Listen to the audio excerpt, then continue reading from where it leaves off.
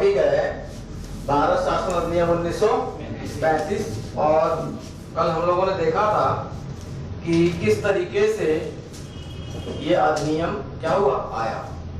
तो अगर इस अधिनियम की पृष्ठभूमि की हम बात करें तो इस अधिनियम से पहले जितनी भी घटनाएं घटित हुई हैं कहीं ना कहीं इस अधिनियम के निर्माण में क्या है वो पृष्ठभूमि की भूमिका अदा करते हैं। क्यों? क्योंकि हम लोगों ने देखा था कि सबसे पहले कौन आया? साइमन। घोषणा है उसकी 27 में। उसके बाद से 1928 1929 में 2 बार साइमन कमीशन क्या हुआ भारत आया। और साइमन कमीशन के दौरान ही क्या है साइमन कमीशन का विरोध भी हुआ। उसके फलस्वरूप हम लोगों ने चर्चा की थी क्या आया आपका नेहरू कमेटी। और नेहरू कमेटी ने जो रिपोर्ट प्रस्तुत की वो आपकी क्या थी नेहरू रिपोर्ट। फिर इसके बाद से जो है मई 1930 में ये साइमन कमीशन की क्या हो गई रिपोर्ट प्रकाशित हो गई।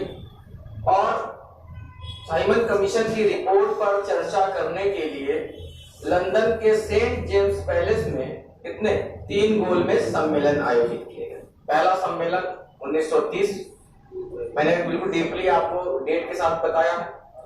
दूसरा सम्मेलन 1931, तीसरा सम्मेलन 1932, यहीं तक चर्चा की थी।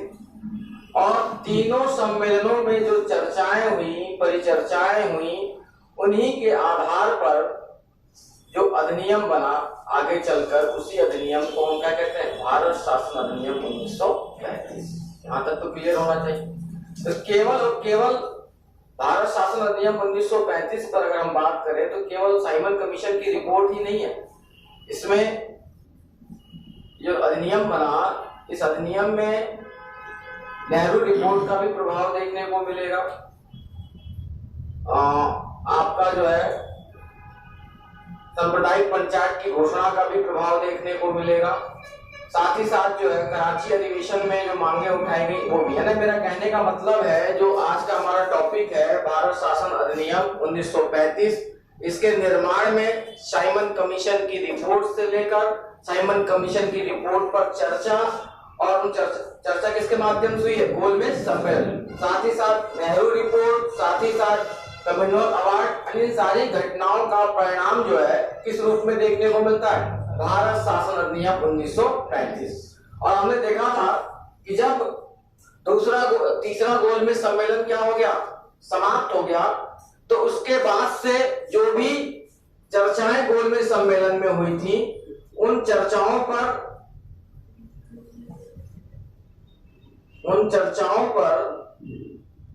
क्या किया गया एक श्वेत पत्र, इसको हम क्या कहते हैं व्हाइट पेपर। चल याद आ रहा है यानी एक ऑफिशियल सरकार का दस्तावेज जारी किया गया। जो चर्चाएं हुई थी उनको लेखबद्ध करके जो ऑफिशियल दस्तावेज तत्कालीन समय में जारी किया गया उसी दस्तावेज को हम क्या कहते हैं श्वेत पत्र। और बाद में इसी श्वेत पत्र पर इसी श्वेत पत्र की समीक्षा करने के लिए संयुक्त प्रवर समिति, कुछ याद आ रहा है संयुक्त प्रवर समिति का गठन किया गया किसके नेतृत्व में लॉर्ड लिथेनगो के नेतृत्व में। यानी कि तीनों गोलमेज सम्मेलन में जो चर्चाएं हुई उन चर्चाओं को लेखबद्ध करते हुए सरकार का ऑफिशियल पत्र जारी किया गया जिसको हम किस नाम से जानते हैं श्वेत पत्र के नाम से जानते हैं। किसके नाम से श्वेत पत्र के नाम से या व्हाइट पेपर के नाम से जानते हैं। तो बाद में इस श्वेत पत्र पर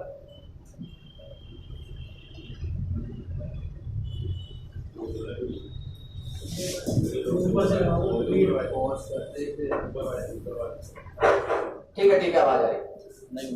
और इसी श्वेत पत्र पर समीक्षा करने के लिए ब्रिटिश संसद की संयुक्त समिति जिसे संयुक्त प्रवर समिति कहा जाता है उस समय जैसे हमारे यहाँ 2 सदन है, कौन है आपका? लोकसभा और राज्यसभा। उसी तरीके से वहां पे जो दोनों सदन है, हाउस ऑफ लॉर्ड्स और हाउस ऑफ कॉमन, दोनों सदनों को मिलाकर एक समिति गठित की गई। इस समिति को क्या कहा जाता है? संयुक्त प्रवर समिति। और इस समिति का अध्यक्ष किसे बनाया गया? लॉर्ड लिथेनगो। किसे बनाया गया? लॉर्ड लिथेनगो। और लॉर्ड लिथेनगो ने नवंबर 1934 में सरकार को अपनी क्या प्रस्तुत की? रिपोर्ट। कल नवंबर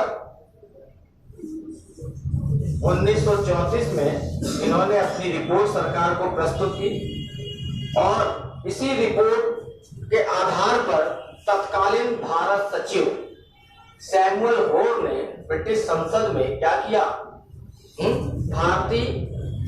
भारत शासन विधेयक किस शीर्षक से? भारत शासन विधेयक शीर्षक से भारत शासन विधेयक शीर्षक से नीति संबंधी एक प्रस्ताव प्रस्तुत किया। और जब वहां के दोनों सदनों, क्योंकि भाई कोई भी विधेयक अधिनियम कब बनेगा? जब उस सदन के जैसे हमारे यहाँ क्या होता है? संसद है, लोकसभा है, राज्यसभा है। उसी तरीके से वहां के जो दोनों सदन है, हाउस ऑफ कॉमन्स और हाउस ऑफ लॉर्ड्स से पास होने के बाद किसके पास जाएगा? शासक, क्योंकि वहां पे राष्ट्रपति का पद नहीं है। और जब वहां के सम्राट ने उस विधेयक पे अपनी सहमति दे दी तो वही विधेयक जो है अगस्त 1935 में भारत शासन अधिनियम 1935 कहता है। मेरा कहने का मतलब ये अधिनियम किस तरीके से बना, इसको हमने एक एक कड़ी में जोड़ के देखा है, समझा है। अब सबसे बड़ी बात यह है, बहुत इंपॉर्टेंट टॉपिक है, सिविल सर्विसेज से लेके वनडे तक में यहाँ पर कहीं ना कहीं प्रश्न आते हैं और लगातार आते रहते हैं। तो सबसे पहली बात अगर देखी जाए, ये भारत शासन अधिनियम 1935, यानी कि इससे पहले जितने भी अधिनियम बने, चाहे हम 1919 के अधिनियम की बात कर ले या इससे जिसको हम मॉन्टेग्यू जेम्सफोर्ड सुधार अधिनियम कहते हैं, या इससे पहले की हम बात करें 1909 का मार्लियामेंटो सुधार अधिनियम, तो जो भी अभी तक के अधिनियम भारत के लिए बने उनमें से ये क्या था? सबसे बड़ा। क्या था? सबसे बड़ा। तो आपसे एक प्रश्न पूछ ले जाए कि भारत के जितने भी संवैधानिक प्रावधान ब्रिटिश संसद द्वारा किए गए उनमें से सबसे बड़ा अधिनियम भारत के लिए कौन सा था? भारत शासन अधिनियम 1935, पहली चीज। फिर साथ ही साथ अगर देखा जाए तो भारत के लिए ब्रिटिश संसद द्वारा बनाया गया अंतिम संवैधानिक प्रावधान, क्योंकि भारत शासन अधिनियम 1935 के बाद अगर आप देखेंगे तो कोई भी भारत के शासन के लिए संवैधानिक प्रावधान नहीं किया गया। 2 चीज हमारी क्लियर होनी चाहिए। तीसरी चीज अगर देखा जाए तो इस अधिनियम में इसको थोड़ा सा मैं मिटा दूं, अगर देखा जाए तो इस अधिनियम में कुल 14 भाग, 321 धाराएं और 10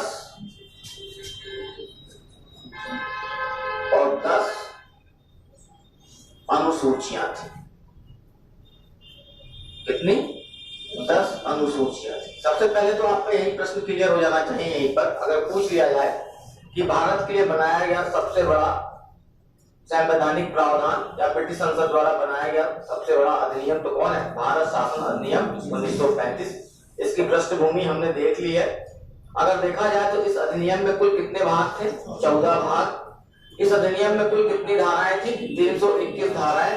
इस अधिनियम में कुल कितनी अनुसूचियां थी? 10 अनुसूचियां थी। कितनी अनुसूचियां थी? 10। और वर्तमान समय में भी यदि देखा जाए तो जो हमारा संविधान है, जो हमारा अपना कॉन्स्टिट्यूशन है, उसमें बहुत सबसे अधिक प्रावधान अगर किसी चीज का किसका? भारत शासन अधिनियम 1935। यानी मेरा कहने का मतलब ये टॉपिक केवल मॉडर्न हिस्ट्री का ही नहीं है, ये आपका पॉलिटी का भी बहुत बड़ा टॉपिक है। दोनों दृष्टिकोण से आपको देखना होगा, तब जाके आपके, क्योंकि पॉलिटी का भी बहुत बड़ा हिस्सा क्या करता है? कवर करता है। ठीक है। दूसरी चीज, इस अधिनियम में प्रस्तावना का अभाव है। इसका प्रस्तावना क्या होता है?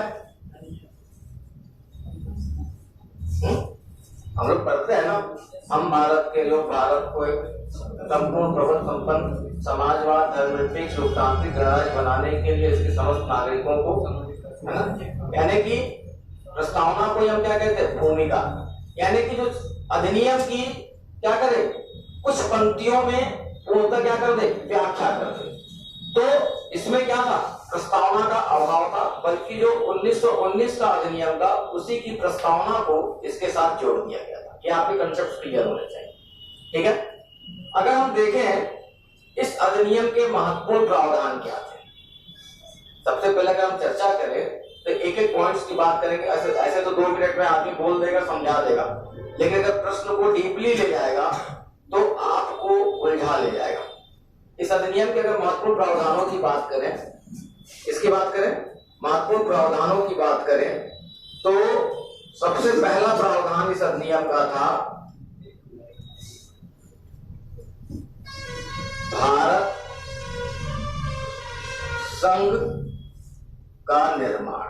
पहला पॉइंट यहां समझना बेटा, और यूपीएससी में भी यहां से क्वेश्चन पूछा है, पीसीएस में भी पूछा है, और आपके वनडे एग्जाम्स में भी प्रश्न पूछता रहता है। वनडे एग्जाम से पूछ लेगा कि पहली बार किस अधिनियम के माध्यम से भारत संघ के निर्माण का प्रावधान किया गया।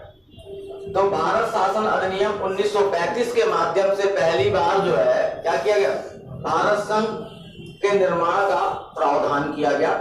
अब सवाल यह उठता है कि भारत संघ यानी अखिल भारत संघ, भारत संघ का मतलब यहाँ पे वर्ड जो होना चाहिए अखिल भारत संघ के निर्माण का प्रावधान। अब सवाल यह उठता है,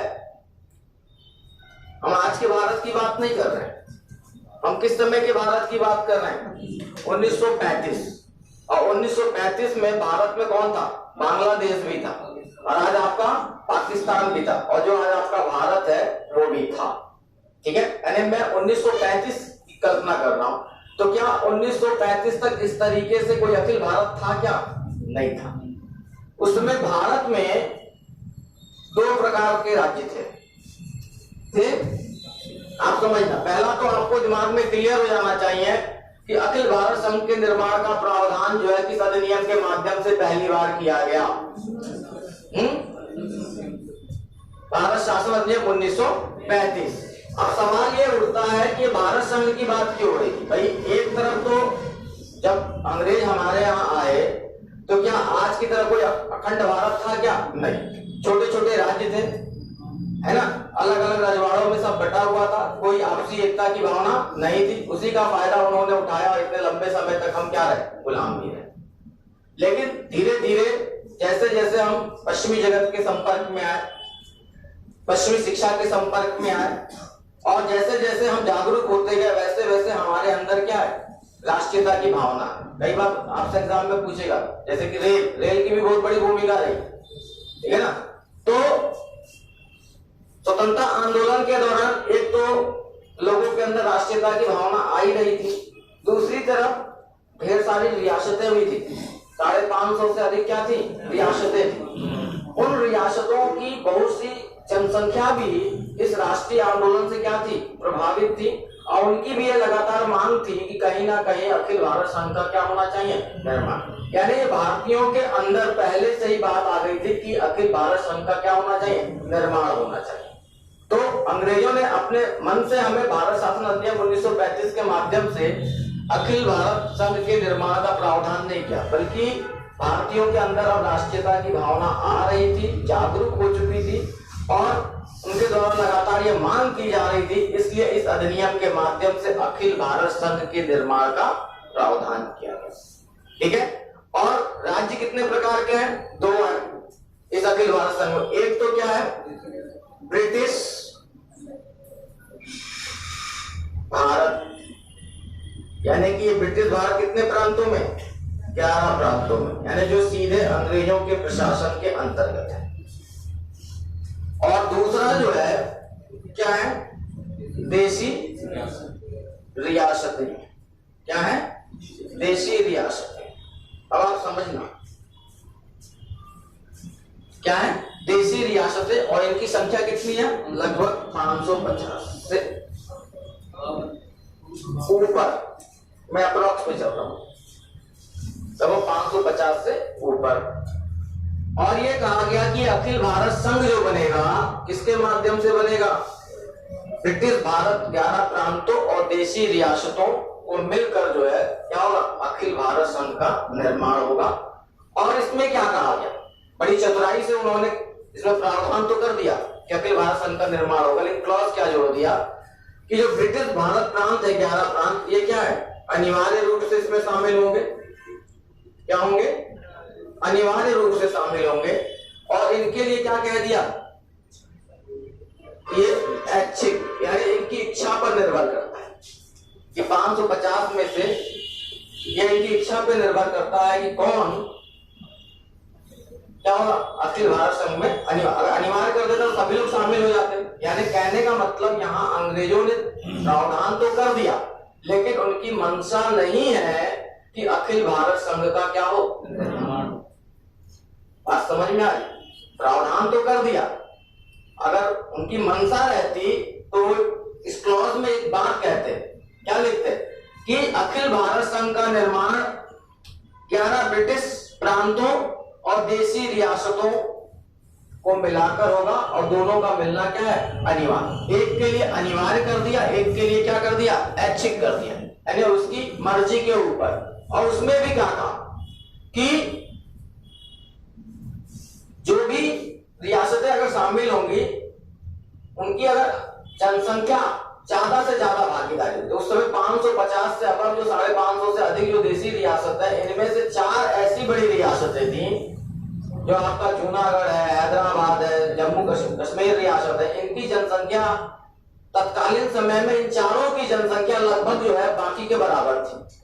और इन चारों को ब्रिटिश सरकार ने समझा दिया था कि भैया तुम शामिल ना होना, क्योंकि तुम्हारी जनसंख्या में से अगर 2 भी शामिल हो जाएगा तो देशी रियासतों की आधे से अधिक जनसंख्या का प्रतिनिधित्व अपने आप आ जाएगा। जब तुम चारों शामिल नहीं हो गए तो बाकी कितने भी मिल जाए, वो जनसंख्या का प्रतिनिधित्व आधे से अधिक नहीं हो पाएगा। पहली बात समझ में आई? तो मेरा कहने का मतलब है कि भारत शासन अधिनियम 1935 के माध्यम से जो सबसे बड़ा प्रावधान किया गया, वो किया गया अखिल भारत संघ के निर्माण का प्रावधान।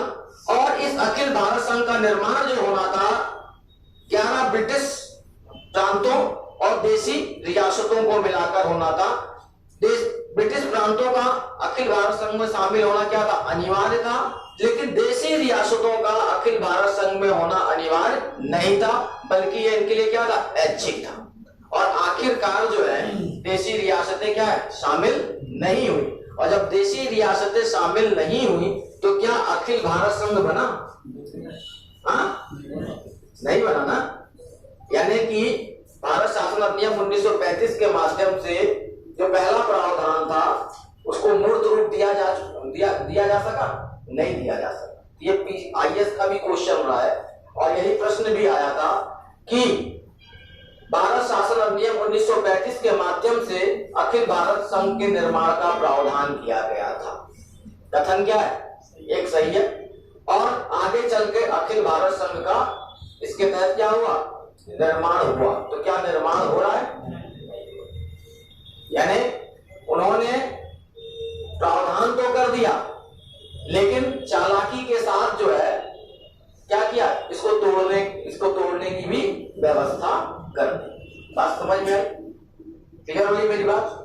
तो आपको ध्यान में रखना है, प्रश्न पूछ ले जाए कि किस अधिनियम के माध्यम से पहली बार जो है अखिल भारत संघ के निर्माण का प्रावधान किया गया? तो भारत शासन अधिनियम 1935 के माध्यम से। और इस अखिल भारत संघ का निर्माण जो होना था 11 ब्रिटिश प्रांतों और देशी रियासतों को मिलाकर होना था। ब्रिटिश प्रांतों के लिए क्या था? अखिल भारत संघ में होना अनिवार्य था, लेकिन देशी रियासतों के लिए भी क्या था? ऐच्छिक था, उनकी इच्छा पर निर्भर था। और आखिरकार जो है अखिल भारत संघ के निर्माण को क्या है? मूर्त रूप नहीं दिया जा सका। जब अखिल भारत संघ बन ही नहीं पाया तो क्या ये अधिनियम लागू हो पाएगा? बाकी चीजों पे नहीं हो पाएगा। यानी कुल मिलाकर ये अधिनियम भी जो है क्या हुआ? जब अखिल भारत संघ नहीं बन पाया तो ये अधिनियम लागू हो पाएगा क्या? नहीं। तो अधिनियम की स्थिति बड़ी असमंजस वाली हो गई थी। क्या हो गई थी? बड़ी असमंजस वाली हो गई थी। इसीलिए पंडित जवाहरलाल नेहरू ने इस अधिनियम की असमंजस की स्थिति पर ही कहा था कि अनेकों ब्रेक वाली, इस अधिनियम के बारे में क्या कहा था? अनेकों ब्रेक वाली बिना इंजन की गाड़ी है। ब्रेक तो इतने सारे हैं इसमें कि वैसे नहीं चलेगी, और क्या इसमें इंजन नहीं है। तो आपसे यहां प्रश्न पूछ सकता है कि भारत शासन अधिनियम 1935 के ऊपर किसने कहा है कि ये अनेकों ब्रेक वाली बिना इंजन की गाड़ी है? किसने कहा? पंडित जवाहरलाल नेहरू। पहली चीज। दूसरी चीज अगर देखा जाए,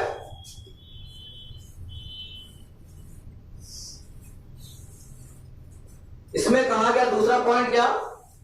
संघी, टॉपिक लंबा जाएगा ये, क्योंकि इसमें अधिनियम के मैं चाह रहा हूं कि एक पॉइंट आपको क्लियर कर दूं ताकि आपके पॉलिटी के पर्पस से जो है कोई प्रश्न इधर से उधर ना हो। ठीक है? क्योंकि कुछ पॉइंट्स तो छोटे छोटे उसको मैं समझा ले जाऊंगा, लेकिन आपको और भी चीजें समझनी होगी। इसमें दूसरा प्रावधान क्या किया गया कि संघीय विधानमंडल, दूसरा प्रावधान क्या किया गया? संघीय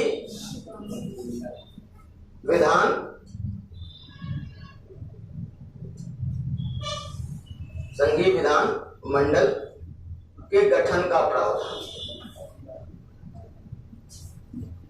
तो आपसे प्रश्न पूछ ले जाए, अब जब संघ का वर्ड आ रहा है, फेडरल शब्द जब भी आएंगे तो आपको दिमाग में भर लेना है कि वो किससे संबंधित होते जा रहा है? भारत शासन अधिनियम 1935, संघीय विधान मंडल के प्रावधान। जब अखिल भारत संघ का गठन ही नहीं हो रहा है तो क्या संघीय विधान मंडल के प्रावधान को मूर्त रूप दिया जा सकता है? जब अखिल भारत संघ का गठन ही नहीं हो पा रहा है तो संघीय विधान मंडल कैसे बन जाए? जब देशी रियासत शामिल होगी तभी तो संघ बनेगा, और देशी रियासत क्या हो रही है? शामिल नहीं हो रही है, तो संघीय विधान मंडल का प्रावधान क्या मूर्त रूप दिया जा सकता है? क्या नहीं दिया जा सकता। तो इसमें भी क्या कहा गया कि संघीय विधान मंडल जो है द्विसदनात्मक होगा। कितने सदनात्मक होगा? द्विसदनात्मक। जो आज आपका राज्यसभा और क्या दिखाई दे रहा है? लोकसभा। तो ये द्विसदनात्मक होगा संघीय विधानमंडल। एक आपका क्या होगा? उच्च सदन, और दूसरा जो होगा आपका क्या होगा? निम्न सदन। क्या होगा? निम्न सदन। उच्च सदन का मतलब आप समझ रहे हो? यही उच्च सदन आगे चल के जो है राज्य परिषद, और निम्न सदन जो है लोक परिषद।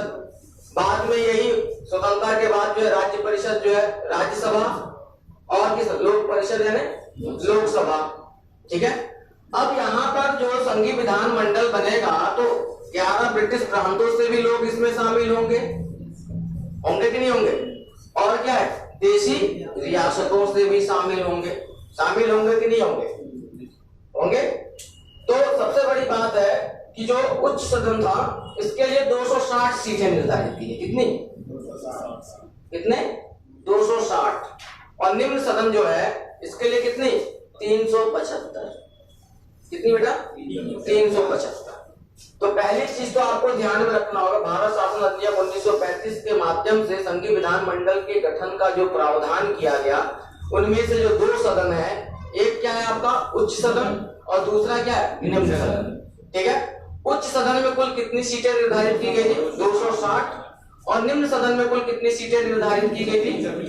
375। अब ये उच्च सदन में भी कहां से आएंगे लोग चुनकर? प्रांतों से। प्रांत का मतलब 11 प्रांतों से और देशी रियासतों से। थोड़ा सा ऊपर करें क्या इसको? यहाँ लिख ले, कोई दिक्कत तो नहीं है? हाँ? सही है। और यहाँ भी 375 में से कहां से आएंगे? 11 प्रांतों से और देशी रियासतों से। मेरा कहने का मतलब यह है, इस टॉपिक को यहां ले आते हैं। बात नहीं बेटा, बात नहीं, इस टॉपिक को समझ लो आप। संघीय विधान मंडल का प्रावधान। क्लियर है? पहला प्रावधान तो किसका है? अखिल भारत संघ। ये तो क्लियर हो गया, संघीय विधानमंडल का प्रावधान। और ये संघीय विधानमंडल में कितने सदन होंगे? 2 सदन होंगे। एक आपका क्या होगा? उच्च सदन, और दूसरा क्या होगा? निम्न सदन। ये उच्च सदन जो है क्या कहलाएगा? राज्य परिषद आगे चलकर, और यही निम्न सदन जो है लोक परिषद, और यही लोक परिषद जो है आगे चल के क्या हो जाएगी? लोकसभा, और ये क्या हो जाएगी? राज्यसभा।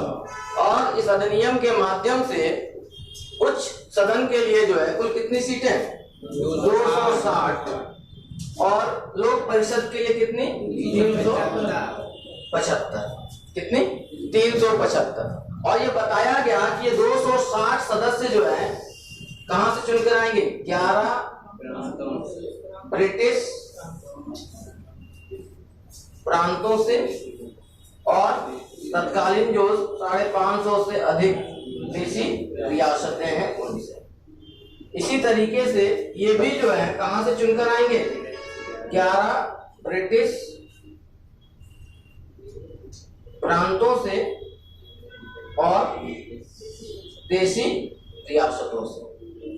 अब आप अगर ऊपर वाला पॉइंट समझे हो तो मुझे लगता है कि यहाँ पे आप कंक्लूजन निकाल सकते हो कि क्या देशी रियासत शामिल हो रही है। हाँ, और 11 ब्रिटिश प्रांतों से जो है कितने प्रतिनिधि? 156, और ये कितना? 104। कितने हो गए? 260 हो रहे कि नहीं? और 250 और 125, ये आपको ध्यान में रखना है। ठीक है? क्या ध्यान में रखना है?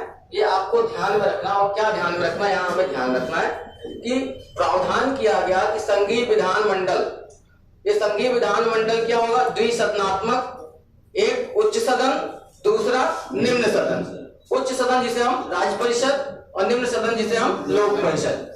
इस उच्च सदन के लिए कुल कितनी सीटें निर्धारित की गई? 260, और इस निम्न सदन के लिए कुल कितनी सीटें निर्धारित की गई? 375।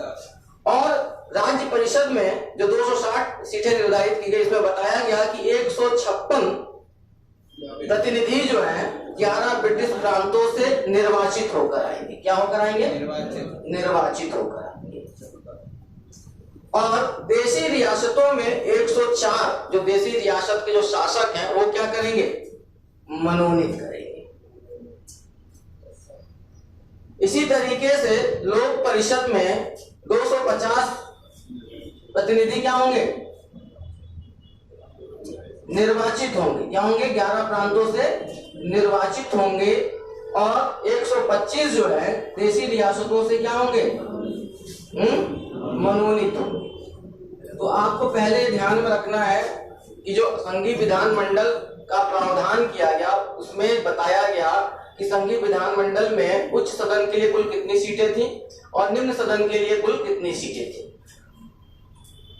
उच्च सदन में कुल सीटों में से कितनी सीटें जो है 11 ब्रिटिश प्रांतों के प्रतिनिधियों के लिए निर्धारित की गई जो निर्वाचित होकर पहुंचने वाले थे, और कुल कितनी सीटें जो है देशी रियासतों के लिए निर्धारित की गई जो वहां के शासकों के माध्यम से मनोनीत होने वाले। इसी तरीके से निम्न सदन में कुल कितने सीटें? 375 सीटें निर्धारित की गई, और इन 375 सीटों में से 11 ब्रिटिश प्रांतों से 250 प्रतिनिधि जो है निर्वाचित होकर पहुंचेंगे, और देशी रियासतों में से 125 लोग क्या करेंगे? मनोनीत होकर पहुंचेंगे।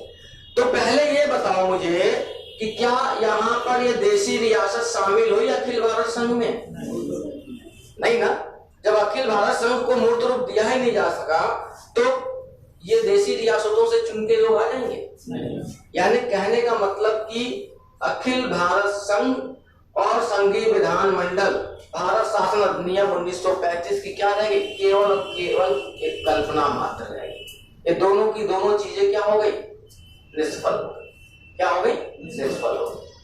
क्लियर होगी बात? पहली चीज तो आपका क्वेश्चन भी मिलेगा और क्वेश्चन का जवाब भी मिलेगा जब आप बड़े एग्जाम्स दोगे। जब सिविल सर्विसेज वगैरह वहां देना होगा तो पूछेगा कि संघीय विधानमंडल का क्या किया गया, प्रावधान सही है। लेकिन क्या संघीय विधानमंडल को मूर्त रूप दिया जा सका? नहीं। यानी कथन केवल एक सही है, दूसरा कथन क्या है, गलत है। उसी तरीके से पहला वाला जो पॉइंट है, अखिल भारत संघ के निर्माण का प्रावधान किया गया, कथन क्या है, एक सही है। लेकिन क्या अखिल भारत संघ को मूर्त रूप दिया जा सका? नहीं। ठीक है, तो आपसे बना देगा कि ऑप्शन एक सही है, ऑप्शन दोनों सही है, ऑप्शन दोनों गलत है, ऑप्शन क्या है। इस तरीके से जब आपके कंसेप्ट क्लियर होंगे तब जाके इन प्रश्नों को आप क्या कर पाओगे, सॉल्व कर पाओगे। ये तो आपका पहला प्रावधान हो गया, ये आपका क्या हो गया, दूसरा प्रावधान हो गया। तीसरा प्रावधान भी हम लोग चर्चा कर लेंगे एक बार, कल इसको नोट करेंगे, लेकिन पहले आज का कंसेप्ट हमारा क्लियर हो जाए। तीसरा क्या था, इसमें कहा गया पृथक सांप्रदायिक पृथक निर्वाचन प्रणाली का क्या किया जाएगा, विस्तार किया जाएगा। और ये सांप्रदायिक पृथक निर्वाचन प्रणाली जो है पहली बार किसे दी गई थी, कुछ याद आ रहा है?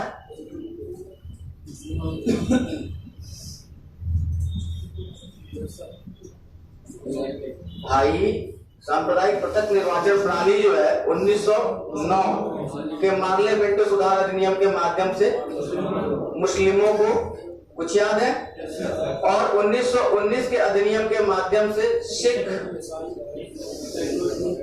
ईसाई और एंग्लो इंडियन। बाद में 16 अगस्त 1932 कॉमनवेल्थ घोषणा सांप्रदायिक पंचायत के माध्यम से मुस्लिम दलितों को भी अल्पसंख्यक मानते हुए उन्हें क्या, पृथक निर्वाचन। लेकिन पूना पैक्ट के कारण जो है, पूना पैक्ट किसके किसके बीच था, गांधी और बी.आर. अम्बेडकर, तो उन्होंने पृथक निर्वाचन को स्वीकार नहीं किया। तो सांप्रदायिक पृथक निर्वाचन प्रणाली का क्या किया गया, विस्तार। यानी ये कहा गया सांप्रदायिक पृथक निर्वाचन प्रणाली भी क्लियर है हमारी कि प्रत्याशी कौन होगा, वही होगा, और वोटर भी इसके लिए कौन होंगे, वही होंगे, है ना। तो इसका विस्तार का मतलब कि जो इनकी संख्या पहले थी उस संख्या को क्या किया, सीटें क्या की गई, बढ़ा दी गई। क्या कर दी गई, बढ़ा दी गई। ये नहीं इसका मतलब है कि और भी समुदाय को, लोगों को इसमें शामिल कर लिया, बल्कि ये जो शामिल है मुस्लिम, सिख, ईसाई, एंग्लो इंडियन, इनके लिए जो सीटें थी उन सीटों का क्या कर दिया गया, सांप्रदायिक पृथक निर्वाचन प्रणाली के आधार पर उन सीटों का क्या किया गया, विस्तार किया गया। क्या किया गया, विस्तार किया गया। चौथा जो सबसे बड़ी बात थी सांप्रदायिक पंचायत में कि दलितों को अल्पसंख्यक ना माना जाए, ठीक है, उन्हें क्या है, पृथक निर्वाचन न प्रदान किया जाए, बल्कि सीटें उनके लिए आरक्षित होनी चाहिए, उनको राजनीतिक अधिकार मिलना चाहिए। लेकिन किस तरीके से, संयुक्त निर्वाचन प्रणाली के माध्यम से। तो अगला जो प्रावधान इसमें किया गया वो ये किया गया कि मुस्लिमों के लिए, सॉरी दलितों के लिए, अभी भी असल में दिमाग में कैलकुलेशन चल रहा है, दलितों के लिए संयुक्त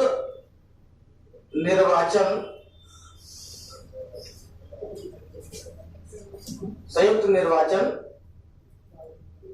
प्रणाली के तहत सीटें आरक्षित। दलितों के लिए संयुक्त निर्वाचन प्रणाली के तहत सीटें आरक्षित। तो आपसे प्रश्न पूछ लेगा कि भारत शासन अधिनियम, किस अधिनियम के माध्यम से दलितों के लिए जो है संयुक्त निर्वाचन प्रणाली के माध्यम से सीटें की गई, किसके माध्यम आरक्षित की गई, भारत शासन अधिनियम 1935, ठीक है। फिर इससे भी बड़ा महत्वपूर्ण प्रावधान क्या किया गया, जो आज आपका बर्मा है, जिसको हम म्यांमार के नाम से जानते हैं, तत्कालीन समय में भारत और बर्मा दोनों किसके उपनिवेश थे, ब्रिटेन के उपनिवेश थे। किसके थे, और बर्मा का शासन भी भारत से ही ये लोग क्या करते थे, संचालित करते थे। और भारत शासन अधिनियम 1935 के माध्यम से ही बर्मा के शासन को, वर्तमान म्यांमार के शासन को क्या किया गया, भारत से अलग कर दिया गया। अब उसका शासन क्या अलग तरीके से देखा, पहले भारत से ही उसका शासन संचालित होता था। ऐसा नहीं था कि वो बर्मा भारत का था, ठीक है ना, उसका शासन कहां से संचालित होता था, भारत से होता था। तो उसके शासन को क्या कर दिया, अलग। तो आपसे पूछेगा कि किस अधिनियम के माध्यम से बर्मा के शासन को भारत से क्या कर दिया गया, अलग कर दिया। भारत शासन अधिनियम 1935, इसके माध्यम से भारत शासन अधिनियम 1935। फिर भाई अखिल भारत संघ के निर्माण की बात कर रहे हैं, तो इन्होंने कहा कि एक फेडरल बैंक भी होना चाहिए, एक संघीय बैंक भी होना चाहिए। और वो पहला फेडरल बैंक जो बना, कौन बना, रिजर्व बैंक ऑफ इंडिया। बाद में उसका क्या हुआ, राष्ट्रीयकरण हो गया 1949 में। इकोनॉमिक्स जब पढ़ते आप देखते, तो जो आपका आज आरबीआई है, रिजर्व बैंक ऑफ इंडिया, जो भारत का केंद्रीय बैंक है, ये पहले किस रूप में, फेडरल रिजर्व बैंक के रूप में स्थापित हुआ था। और किसके माध्यम से, भारत शासन अधिनियम 1935 के माध्यम से। किसके माध्यम से, भारत शासन अधिनियम 1935 के माध्यम से। यही नहीं, बल्कि इस अधिनियम में एक बात और कहेंगे, क्या कहा गया कि एक संघीय न्यायालय की स्थापना की जाएगी। किसकी स्थापना की जाएगी, संघीय न्यायालय। बहुत इंपॉर्टेंट प्रश्न कई बार पूछता भी है, संघीय न्यायालय। संघीय न्यायालय को हम क्या कहेंगे, फेडरल कोर्ट। क्या कहेंगे, जब संघ बनेगा तभी तो, जब संघ बन ही नहीं रहा है ना। एक संघीय न्यायालय की क्या की जाएगी, स्थापना की जाएगी। तो आपसे प्रश्न पूछ ले जाए कि किस अधिनियम के माध्यम से संघीय न्यायालय के स्थापना का प्रावधान किया गया था, तो किस अधिनियम के माध्यम से, भारत शासन अधिनियम 1935 के माध्यम से संघीय न्यायालय की स्थापना का क्या किया गया, प्रावधान किया गया।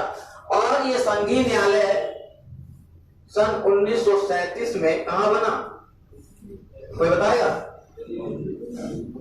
कहां स्थापित हुआ, दिल्ली में।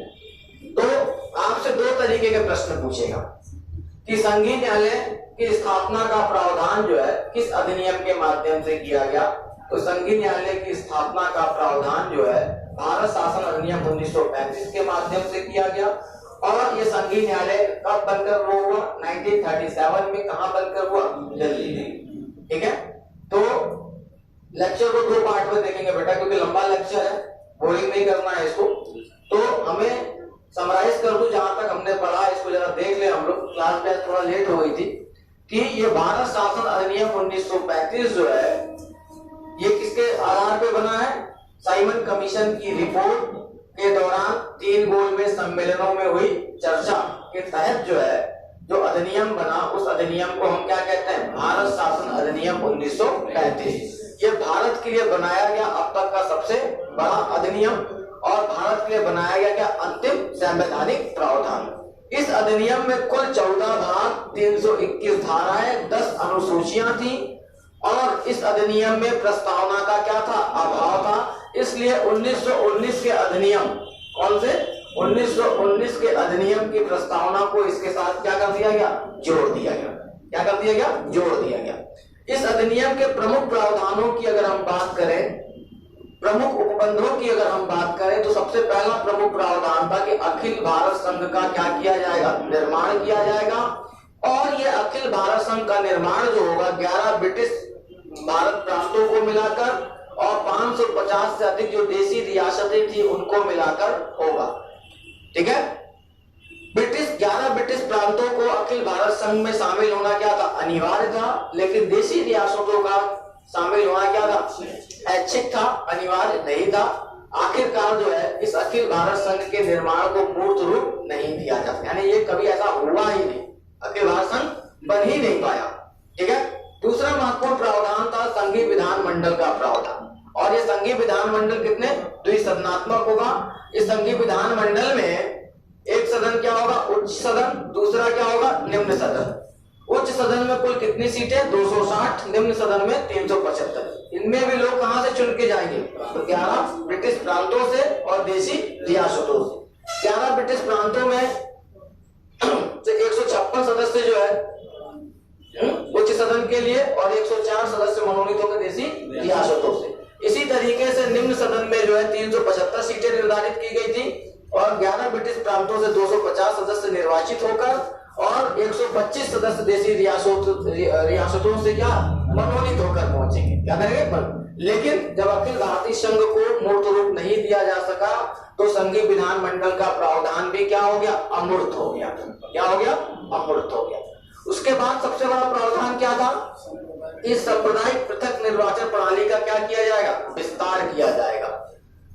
दलितों को संयुक्त निर्वाचन प्रणाली के तहत सीटें क्या की जाएगी? आरक्षित की जाएगी। और क्या था? संघीय न्यायालय की क्या की जाएगी? स्थापना की जाएगी। और ये संघीय न्यायालय जो है 1937 में कहां स्थापित हुआ? दिल्ली में स्थापित हुआ। भारत के लिए संघीय बैंक यानी कि जो आरबीआई का गठन किया गया वो किसके माध्यम से किया? भारत शासन अधिनियम 1935 के माध्यम से किया गया। और साथ ही साथ जो आज का म्यांमार है उसका शासन भी भारत के साथ ही अंग्रेजों द्वारा क्या किया जाता था? संचालित किया जाता था। संयुक्त रूप से शासन संचालित किया जाता था। लेकिन भारत शासन अधिनियम 1935 के माध्यम से क्या किया गया? बर्मा के शासन को क्या कर दिया? अलग कर दिया। क्या कर दिया? अलग कर दिया। अभी इस पे हम और भी चर्चा करेंगे कल के वीडियो में। अभी हम देखेंगे कि प्रांतों से क्या कर दिया गया? द्वैध शासन को समाप्त करके द्वैध शासन को कहां लागू किया गया? केंद्र में लागू किया गया। ठीक है। शक्तियों का भी बंटवारा हुआ यहीं पर विषय यानी संघ सूची, राज्य सूची, संवर्ती सूची। तत्कालीन समय में संघ सूची में जो है 59 विषय, राज्य सूची में 54 विषय और संवर्ती सूची में जो है 36 विषय। और अवशिष्ट शक्तियां जो किसमें निहित कर दी गई? वायसराय में निहित कर दी गई। जैसे आज अवशिष्ट शक्तियां किसमें? केंद्र। उसी तरीके से अवशिष्ट शक्तियां किसमें? केंद्र। संघ सूची का मतलब है कि ऐसे विषय जिस पर कौन बनाएगा कानून? केंद्र, संघ। राज्य सूची का मतलब है कि 11 प्रांत जो है ये बनाएंगे इस पे कानून। और संवर्ती सूची का मतलब है केंद्र और राज्य दोनों। तो इन दोनों तीनों टॉपिक्स को कल चर्चा करने के बाद इस पॉइंट्स को हम क्या करेंगे? नोट करेंगे। इस वीडियो को हम 2 लेक्चर में देखेंगे। आज का लेक्चर बस यहीं तक रहेगा हम लोगों का। और लाइक करिएगा, शेयर करिएगा, कमेंट भी करिएगा, सब्सक्राइब भी करिएगा। और सुधार की जो